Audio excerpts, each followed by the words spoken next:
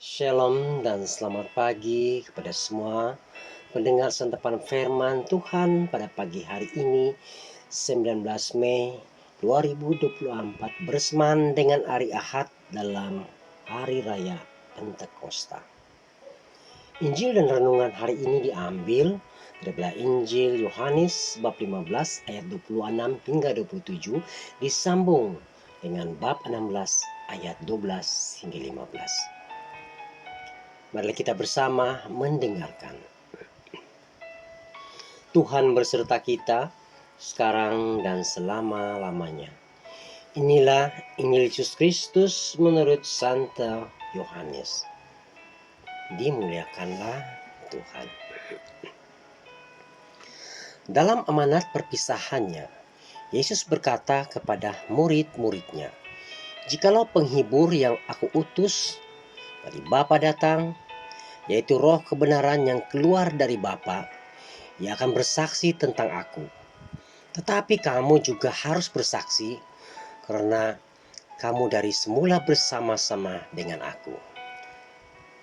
Masih banyak hal yang harus kukatakan kepadamu, tapi sekarang kamu belum dapat menanggungnya. Tetapi apabila ia datang, yaitu roh kebenaran, ia akan memimpin kamu ke dalam seluruh kebenaran. Sebab ia tidak akan berkata-kata dari dirinya sendiri. Tetapi segala sesuatu yang didengarnya itulah yang akan dikatakannya, dan ia akan memberitakan kepadamu hal-hal yang akan datang. Ia akan memuliakan aku, sebab ia akan memberitakan kepadamu apa yang diterimanya daripadaku.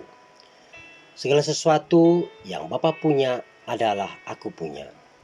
Sebab itu aku berkata, ia akan memberitakan kepadamu apa yang diterimanya daripadaku." Demikianlah Injil Tuhan. Terpujilah Kristus. Saudara dan saudari yang terkasih dalam Kristus, setiap maklum, Pentakosta adalah hari lahir gereja. Gereja ada untuk membawa orang kepada Allah, untuk mengimaninya sebagai pencipta, penebus, dan penolong.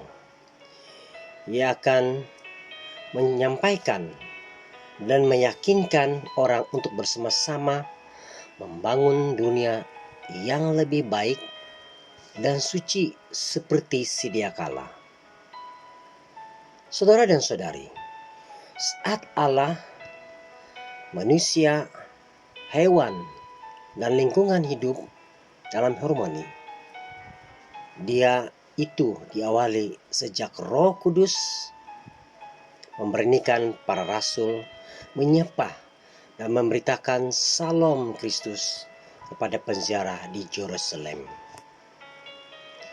Mereka berbicara dalam berbagai bahasa untuk menyampaikan warta keselamatan Allah bagi seluruh bangsa. Saudara dan saudari yang terkasih, Roh Kudus adalah jiwa gereja. Dialah penggerak dan pendorong karya misi pewartaan Injil, membimbing mereka yang belum dibaptis, menguatkan dalam penganiayaannya, menginspirasikan perjalanan Paulus, dan membuka pintu iman bagi komuniti bukan Yahudi. Ia melanjutkan pekerjaan Kristus sampai Allah menjadi semua di dalam semua. 1 Korintus bab 15 ayat 28.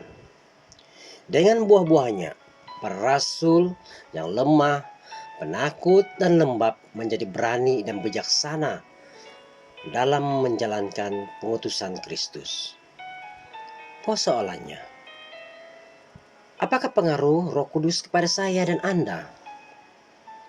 Sudahkah saya dan Anda ikut mengembangkan gereja, terutama sekali dalam keluarga? Dan sudahkah saya dan Anda menjadi murid Kristus yang dapat diandalkan? Marilah kita renungkan bersama. Mari kita berdoa.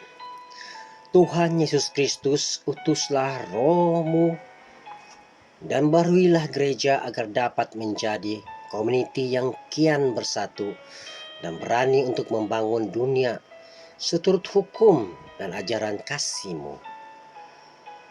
Amin. Tuhan memberkati.